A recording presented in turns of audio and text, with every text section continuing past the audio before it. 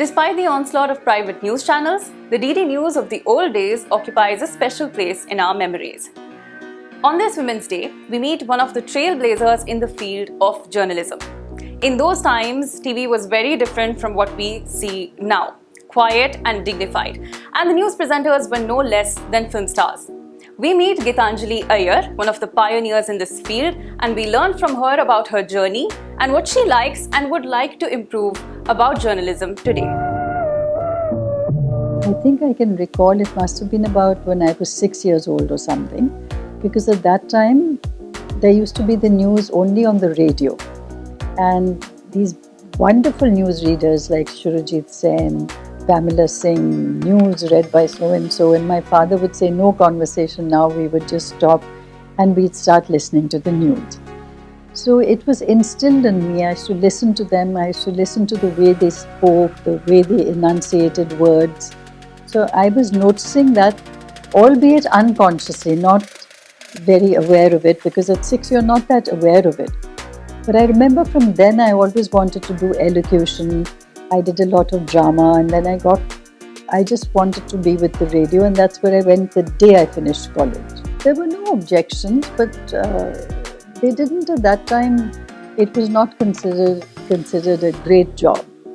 My family didn't really care. My children were quite small. I think my son was born in the year I started on Doordarshan, and my daughter was 5 years younger than him. So for them it was like, Mama's just gone out to work, and I would come back and say, who watched the news? Did you see that mistake I made? Did you see this? How did the sari look? They didn't have much comments.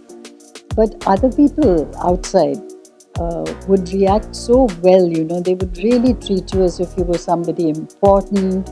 Saris were all our own. Each of us wore our own saris. We had very simple sets with just the Doordarshan logo at the back and the news written there. Simple tables and chairs. And we were getting used to the teleprompter, because the teleprompter was introduced. First we used to read from pages. Then the teleprompter came. And then sometimes there was a little cat passing by your foot. I remember once I read the news and took off my coat. It was winter. Hung it on the chair, and when I got back into the coat, the little mice had been born in the pocket. So there were some horrendous incidents like that, but few and far between. But very simple studio. Women's issues are being covered well, I think. But I don't think the common man in our country is ready to accept them. So right now there's this Nirbhaya, the dates for the convicts, just being changed again and again, and they're getting a reprieve. She didn't get any reprieve. So, but the people in our country, even the judges, even some of the honorable, the lawyers and the public, I think they're not ready to accept that men should be hung to death. So it's, I think issues are being covered, but the acceptance of those issues is much less.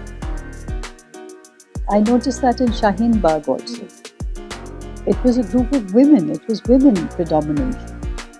But I don't think the public understood that. I think sometimes there are some news anchors, quite famous ones, very good ones actually, but they do project their own opinion a little bit. And I think that shouldn't happen. Working in this field, one thing is that you get so much popularity that it shouldn't get to your head. So you are the one who has to learn how to control that and not start behaving as if you were some kind of a star. Because that is very off-putting. You are a star while you're reading the news. But once you come out of the studio, you're a human being like anybody else, not superior or inferior in any way. So that is there in your own hands, and you shouldn't start becoming a spectacle.